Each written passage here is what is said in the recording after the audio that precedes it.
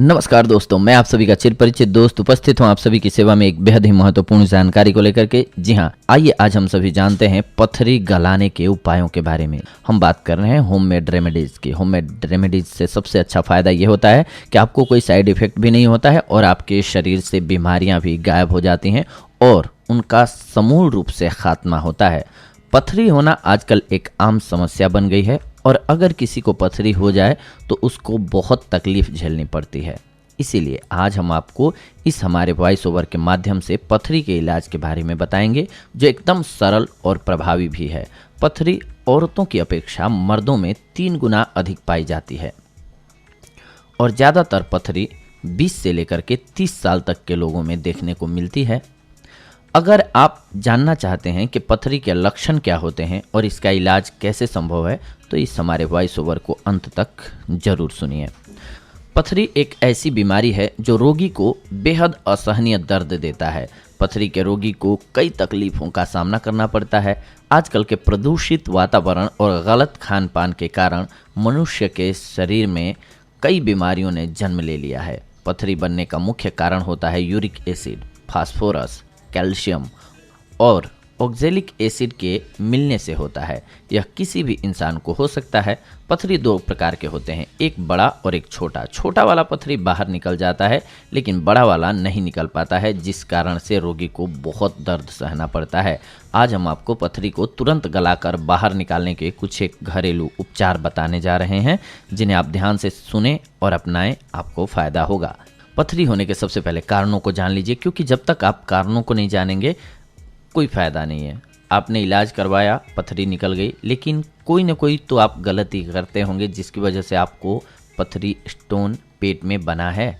इसीलिए सबसे पहले आप उन गलत आदतों को छोड़ें जिसकी वजह से आपको पथरी हुई है। जी हाँ, वैसे तो सामान्यतः पथरी किसी को भी हो सकती है, लेकिन अधिकतर इसका एक मुख्य कारण ये है कि जब किसी के खान पान की वजह से मूत्र गाढ़ा हो जाता है तो पथरी बनना चालू हो जाता है और ये गाढ़े पेशाब के कण धीरे धीरे जमा होने लगते हैं और कुछ दिनों में वो पथरी का रूप ले लेते हैं। और जब ये मूत्र मार्ग में रुकावट डालते हैं, मतलब कि पेशाब करने पर दर्द महसूस होने लगता है, तब रोगी को इसका एहसास होता है कि उसको पथरी हो गया है। अब इसके लिए खत्म करने के लिए आवश्यक सामग्री जान लीजिए। आपको चाहिए होगा 20 ग्राम तुलसी के सूखे पत्ते, 20 ग्राम अजवाइन, 10 ग्राम सेंधा नमक। अब दवा बनाने की विधि जान लीजिए।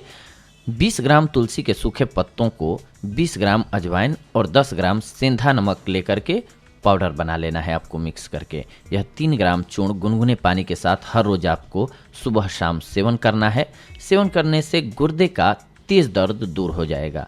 मूली का 100 मिलीलीटर रस मिश्री मिलाकर अगर आप सुबह खाली पेट सेवन कर लेंगे तो कुछ 6 दिनों में गुर्दे की पथरी गल करके बाहर निकल जाएगी और आपके दर्द में शांति मिल जाएगी। 100 मिलीलीटर नारियल का पानी लेकर उसमें 10 मिलीलीटर पालक का रस मिलाकर के पीने से 14 दिनों में पथरी खत्म हो जाती है। पालक के साग का रस 20 से 40 मिलीलीटर की मात्रा में प्रतिदिन सुबह शाम खाने से पथरी में लाभ मिलता है। 25 ग्राम अजमोद को 500 मिलीलीटर पानी में उबालें और आधा रह जाने पर ठंडा करके आधा या 2 कप 3-3 घंटे के अंतर पर रोगी को पिलाएं। इससे दर्द तुरंत समाप्त हो जाता है।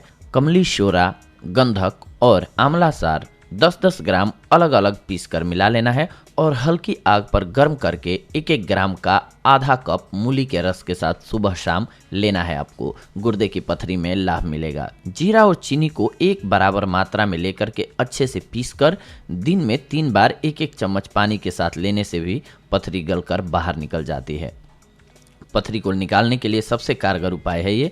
आंवला को सुखा करके उसका चूर्ण बना लें और हर दिन मूली के साथ खाते रहिए। पथरी अपने आप बाहर निकल जाएगी।